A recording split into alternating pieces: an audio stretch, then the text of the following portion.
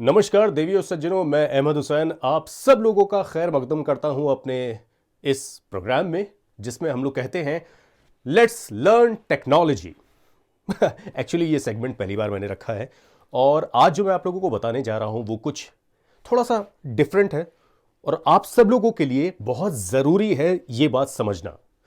बहुत सारे लोग बोलते हैं कि मेरे पास में एक हाई क्वालिटी का सेटअप नहीं है, मेरे पास में एक हाई क्वालिटी के साउंड कार्ड्स नहीं है, माइक्रोफोन्स नहीं है, एकोस्टिक्स रूम नहीं है, साउंड प्रूफ एरिया नहीं है। बट मैं बहुत अच्छा रिकॉर्ड कर लेता हूँ साहब, मैं मोबाइल से रिकॉर्ड कर देता हूँ और मेरे पास एक श्योर का PG48 माइक्रोफोन है, मैं डायरेक्टली उसको लगाता हूँ और मैं USB माइक्रोफोन से रिकॉर्ड करता हूँ और ऐसा हो जाता है, वैसा हो जाता है, वैसा हो जाता है।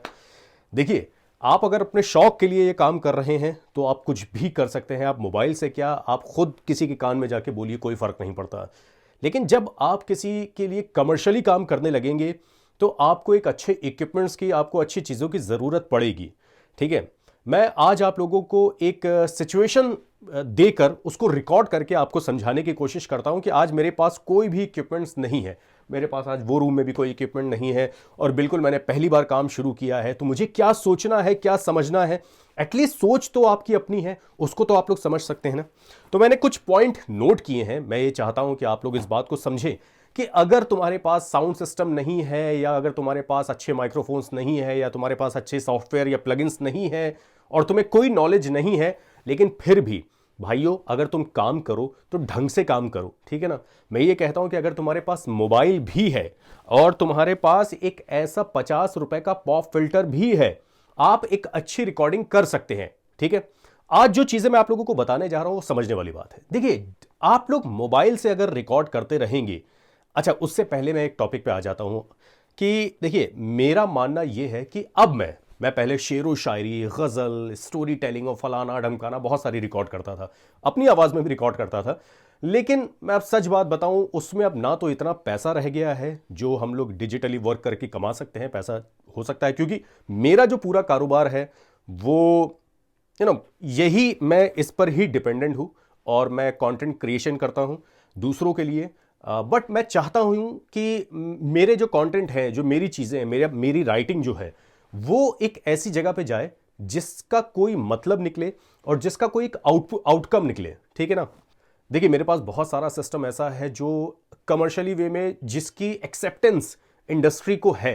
एक्सेप्टेंस से मतलब ये होता है कि जो इंडस्ट्री को जो फ्रीक्वेंसी की रिक्वायरमेंट है उस फ्रीक्वेंसी के सिस्टम मेरे पास हैं। देखिए, मैं आपको फिर बताता हूं, मैं कोई म्यूजिक कंपोजर नहीं हूं, मैं कोई म्यूजिक अरेंज नहीं करता हूं, मैं म्यूजिक को मिक्स करता हूं, मैं म्यूजिक को मास्टर करता हूं, मैं वॉइस ओवर को मिक्स मास्टर करता हूं। वॉइस ओवर तो मैं खुद भी करता हूं, लेकिन इसके अलावा जो मैं काम करता हूं, मैं बात आपसे बताता हूं कि मेरे पास जो सिस्टम होंगे वो एक डिफरेंट कैटेगरी के होंगे। जो म्यूजिक अरेंज करने वाले जो सिस्टम लोग यूज करते हैं उनके पास एक डिफरेंट कैटेगरीज के होंगे। मेरे पास जो ऑडियो मॉनिटर होंगे वो डिफरेंट कैटेगरीज के होंगे। तो इस बात को थोड़ा सा आप लोग समझिएगा कि आप लोग बड़े बड़े स्टूडियो देखकर आप ये सोचते हो कि इनके पास ये मशीनें लगी, उनके पास वो मशीनें लगी हैं, इनके पास वैसा प्रीएम्प है। बट आपकी रिक्वायरमेंट है क्या, ये थोड़ी सी समझने वाली बात है। अगर आपको खाली अपनी वॉइस रिकॉर्ड करनी है तो आपके लिए एक माइक्रोफोन और उस एरिया का एटमॉस्फेयर अलग होना चाहिए।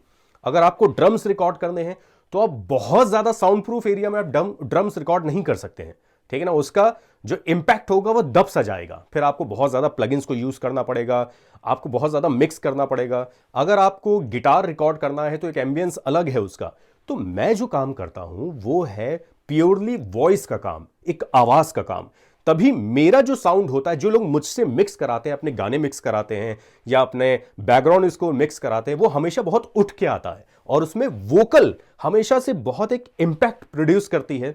बिकॉज ऑफ दैट कि मेरा पूरा कंसंट्रेशन जो है वो गिटार के ऊपर नहीं है, तबला ढोलक के ऊपर नहीं है, वो एक अलग पार्ट होता है।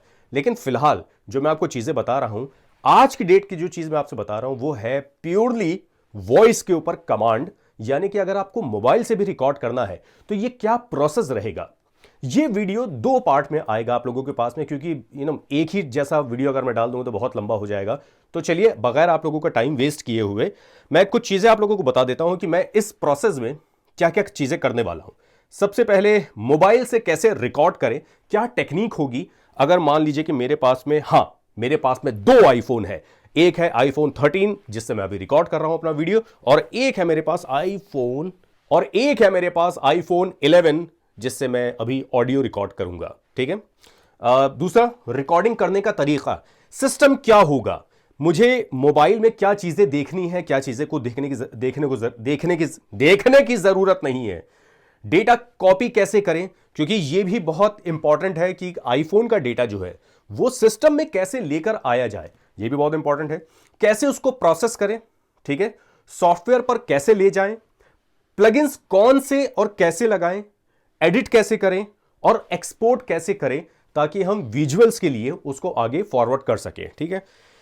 तो भाई मैं ये बोलता हूं कि अभी मेरे पास कोई स्टूडियो नहीं है, कोई कुछ नहीं है, बस मेरे पास में एक मोबाइल है और एक पॉप फिल्टर है जिसको मैं यूज करूंगा, और मैं कुछ कंटेंट रिकॉर्ड करता हूं, आपके सामने रिकॉर्ड करता हूं, और उसके बाद उस कंटेंट पे मैं कैसे मिक्स करूंगा, कैसे मास्टर करूंगा। तो इस वाले एपिसोड में आप देखेंगे कि मैंने कोई ऑडियो को किस तरह से पढ़ने या बोलने की कोशिश की है। ठीक है।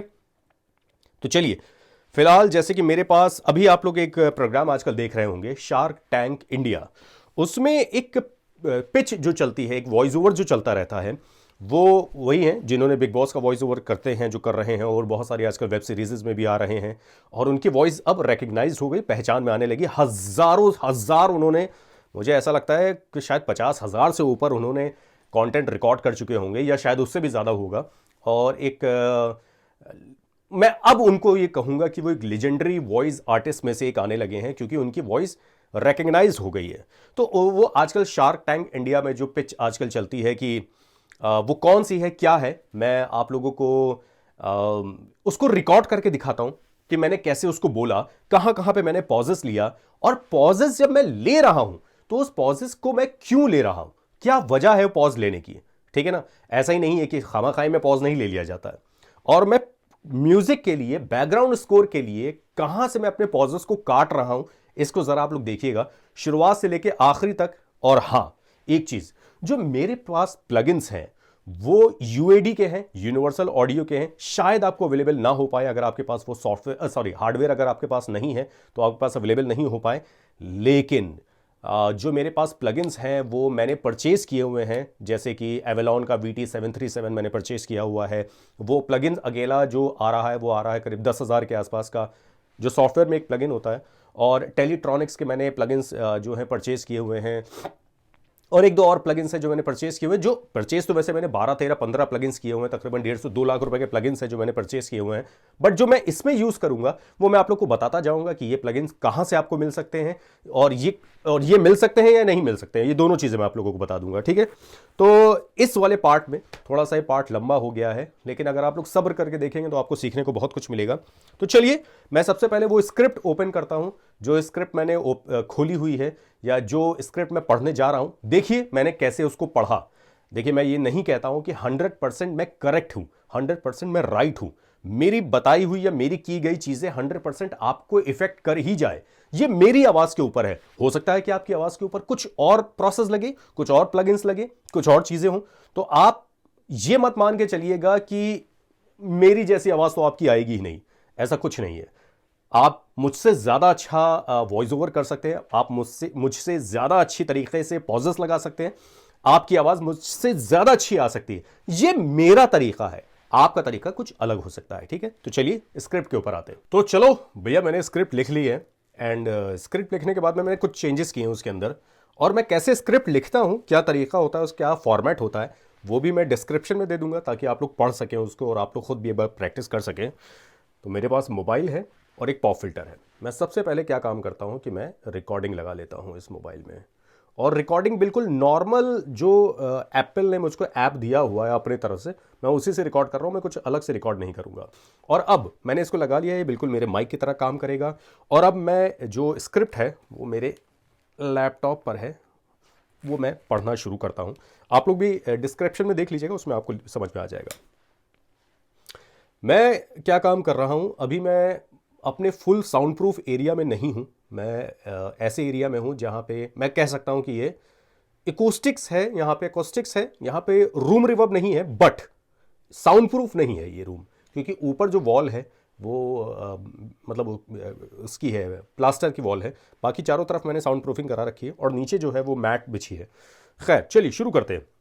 मैं इतनी दूर हूँ माइक से, इतना दूर, तो आप समझ लीजिए कितना दूर है। तकरीबन मैं अगर देखा जाए तो इस वक्त 3 इंच के दूरी पर हूं। इंसान, आइडियाज और सपने, यहां मैं पॉजेस दे रहा हूं। यह सफर है हिंदुस्तान में पल रहे हर परिवार का जो बनाना चाहते हैं एक बड़ा बिजनेस। और यह सफर है उन सपनों को सजाने की जिम्मेदारी लेने वाले शार्क्स का। हिंदुस्तान के ये शार्क्स हिंदुस्तान के ये शार्क्स सिर्फ बिजनेस वर्ल्ड के शार्क्स नहीं है। ये शार्क्स इसलिए भी नहीं क्योंकि इन्होंने बहुत पैसा कमाया। ये शार्क इसलिए कहलाते हैं क्योंकि इन्होंने आपसे जुड़ने के नए तरीके इजाद किए। देखिए, फंबल से मत घबराइएगा, फंबल सबके साथ होते, ये लाइन में फिर से लूंगा। ये शार्क्स इसलिए कहलाते हैं क्योंकि इन्होंने आपसे जुड़ने के नए तरीके इजाद किए। इन्होंने बिजनेस की बारीकियों को सिर्फ समझा नहीं बल्कि जिया है। इन्होंने अपने मन में आए आइडियाज को एक बड़े सपने में बदला है। और लाइन नीचे आ जाओ बाबू। 32 से 49 साल के इन भारतीयों ने भारत की तस्वीर को बदला है। तो क्या आम हिंदुस्तानियों के प्रपोजल्स में है इतना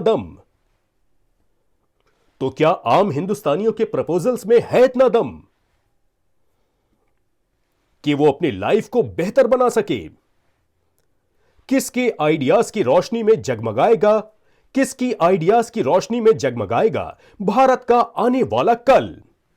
और कौन अपने साहस के दम पर पाएगा इन शार्क से पैसा और बदल पाएगा अपनी तकदीर? Welcome to Sharks Tank India.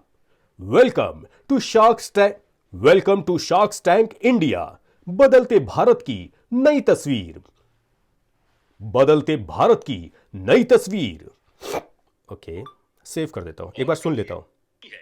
ये शार्क्स इसलिए भी नहीं क्योंकि इन्होंने बहुत पैसा कमाया। ये शार्क इसलिए कहलाते हैं क्योंकि इन्होंने आपसे जुड़ने के नए तरीके। और मैं अब इसको सिस्टम में ले जाता हूं, ठीक है, एडिट करता हूं। तो ये जो आप जानेंगे कि मैंने कैसे एडिट किया, उससे पहले मैं आप लोगों को एक ट्रेलर के तौर पे एक साउंड को सुना देता हूं, ताकि जो सेकंड पार्ट आएगा आप उसमें जान पाएंगे कि किस तरह से मैंने इसको एडिट किया, क्या प्रोसेस किया, क्या तरीका था, आप सब जान पाएंगे। बट उसके लिए थोड़ा सा आपको इंतजार करना पड़ेगा। और ये जो अभी आप साउंड सुन रहे हैं, ये इस मोबाइल से रिकॉर्ड किया हुआ बैकग्राउंड म्यूजिक डालने के बाद ये कैसा सुनाई दे रहा है, ये मैं आपको सुनाता हूं। इसको सुनिए जरा सा आप। इंसान, आइडियाज और सपने, ये सफर है हिंदुस्तान में पल रहे हर परिवार का जो बनाना चाहते हैं एक बड़ा बिजनेस।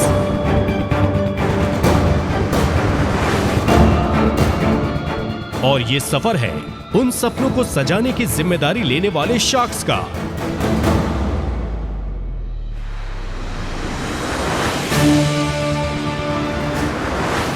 हिंदुस्तान के ये शार्क्स सिर्फ बिजनेस वर्ल्ड के शार्क्स नहीं है। और ये शार्क इसलिए भी नहीं कि इन्होंने बहुत पैसा कमाया। ये शार्क इसलिए कहलाते हैं क्योंकि इन्होंने आपसे जुड़ने के नए तरीके इजाद किए। इन्होंने बिजनेस की बारीकियों को सिर्फ समझा नहीं बल्कि जिया है। इन्होंने अपने मन में आए आइडियाज को एक बड़े बिजनेस में बदला। 32 से 49 साल के इन भारतीयों ने भारत की तस्वीर को बदला है। तो क्या आम हिंदुस्तानियों के प्रपोजल्स में है इतना दम कि वो अपनी लाइफ को बेहतर बना सके? किसके आइडियाज की रोशनी में जगमगाएगा भारत का आने वाला कल? और कौन अपने साहस के दम पर पाएगा इन शार्क से पैसा और बदल पाएगा अपनी तकदीर? Welcome to Sharks Tank India, बदलते भारत की नई तस्वीर।